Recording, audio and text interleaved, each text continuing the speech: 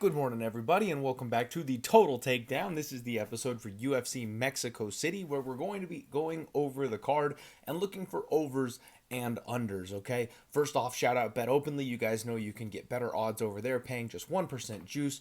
Anytime you make a bet on that platform, it's going to be with another gambler, head-to-head, peer-to-peer, and that's going to save everybody money. So I'm going to be quoting lines here from normal other books, and just know that those odds are going to be better if you use Bet Openly. So hit the link in the description below for me, and hey, get signed up, you guys. I'm doing weekly giveaways over there with Bet Openly, so literally free money. I'm able to help you guys out and toss around out there and do fun contests and stuff like that. So please, if you haven't, get signed up. Secondly, Spectation Sports. There's a double header on Friday, you guys. Two awesome shows. One of them, Baroka. It's a brand new. What is it called? Regional scene, and they are stacked with like UFC veterans and stuff like that on this card. It's going to be an absolute blast, especially if you guys are getting your tape study together for Dana White's Contender Series. You're going to want to be signed up on that promo code or DIEHARD on that one. Link also in the description below. That'll save you 20% off when you sign up. So please check those out. Let's get into the totals. The first total I want to talk to you guys about this week is Jamal Emers and Gabriel Miranda. We've got a 2.5, and honestly, I'm a little confused as to why we have a 2.5. The under 2.5 is minus 200. You would think they could give us a decently priced 1.5 and make you choose whether you're going over and under on that one. But for some reason, they're holding strong at this 2.5. They've got a chalk to minus 200 on the under. I like violence in this fight, you guys. I think fight doesn't go the distance. I think under 2.5, even at a chalky price of minus 200, you could use that as a parlay piece. I don't see how this fight gets extended. Gabriel Miranda has such a horrific gas tank. He's a guy that slows down, gasses out, and gets finished in fights that are not at elevation. So up in Mexico City, I think he's going to be on an incredibly limited clock. And we've seen what Jamal Emers does. He starts fast, he swings wild, he hits hard, he's very quick, he's very athletic, and he also can contribute to this under, not only offensively speaking, but defensively speaking, because this guy completely falls apart. He makes horrible mistakes, and he decides to do the nut worst case scenario thing for him in these fights at times. So like he rolls in and plays ankles with the jiu-jitsu practitioner and loses via submission. We've seen that. It's actually happened. So this is a spot where he could very much get tied up with Gabriel Miranda, make a terrible choice, and get submitted. And I think Miranda's win condition here really is just the round one sub. And if he doesn't do that, he's going to get TKO'd. So not only do I like the 2.5, I wouldn't mind going under on a 1.5 here. So laying minus 200, it's a bit chalky. But violence is the key here in this fight. I completely agree with that. The next fight that I want to bring to your attention is going to be Edgar Tyres and CJ Vergara. We've got a 2.5 total on this one, and this one's a bit difficult. Over 2.5, minus 160. Under 2.5 is plus 125. Now, this fight comes down to, I think, what kind of shape CJ Vergara is in, because I think the UFC is pretty done with the guy. Hate to say it, but I think that's true. He's probably fighting for his job in this one. So if he comes out, he really is going to need to burn the cardio of Edgar Tyres, and if he does, we've seen Edgar Tyres have trouble late in fights, and again, not at elevation. So I think he could be too tired to continue later on in this fight and get TKO'd.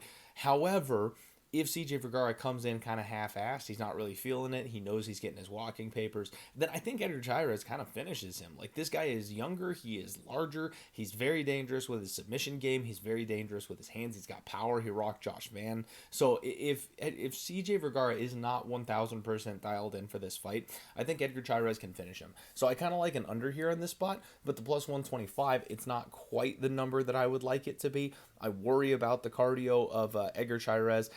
Maybe he like hurts CJ Vergara and then can't quite get him out of there, that kind of thing. So I'm a little cautious on it, but I would lean towards violence in some form or fashion in that fight. The next fight I want to talk to you about, Raul Rosas Jr. and Vince Morales. It's the same situation here. 2.5 total, pardon me, 2.5 total. Over is minus 165. Under 2.5 is plus 130. And, man, Raul Rosas Jr. is making massive improvements. They're really trying to make this kid shine. They want him to have a crack at beating John Jones' record for the youngest champion of all time in the UFC.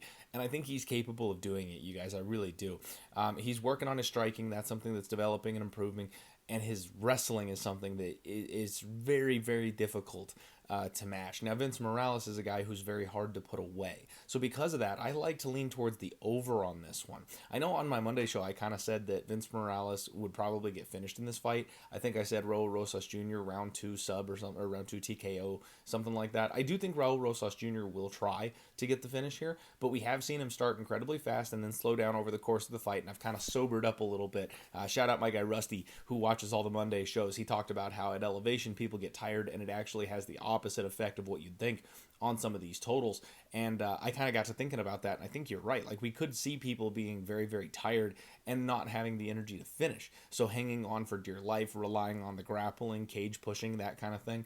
Vince Morales making an incredibly quick turnaround here for this fight. And so being up at elevation, and the fact that he just fought, isn't ready, didn't prep the way you would for like a full fight camp, I gotta worry that maybe he's not completely ready to go here on this one, but I do think he's a tough SOB, and I think that could drive this fight a little bit late. So instead of leaning violence on this one, I'm actually going to lean towards the over just a little bit and say Raul Rosas Jr. by decision, and kind of switch my pick around here on this one.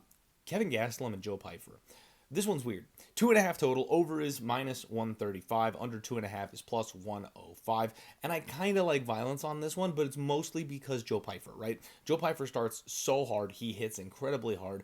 I know Kelvin Gastelum's got a brick for a head, and he's nearly impossible to actually knock out.